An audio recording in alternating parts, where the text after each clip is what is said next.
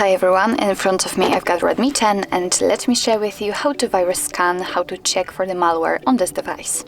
So actually all you have to do is to simply open the security app. So let's tap on it and of course tap on agree, and as you can see right here you've got the security scan. So just tap on it.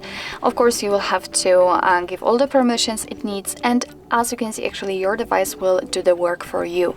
So right now actually it was scanning itself in order to find any viruses or malware or actually any problems it may detect. In my case everything looks good, but if your device will find something which is not secure or it will find a virus, then it will list all the problems here and you will be able to manually remove them.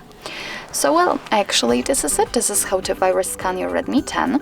Thank you so much for watching. I hope that this video was helpful, and if it was, please hit the subscribe button and leave the thumbs up.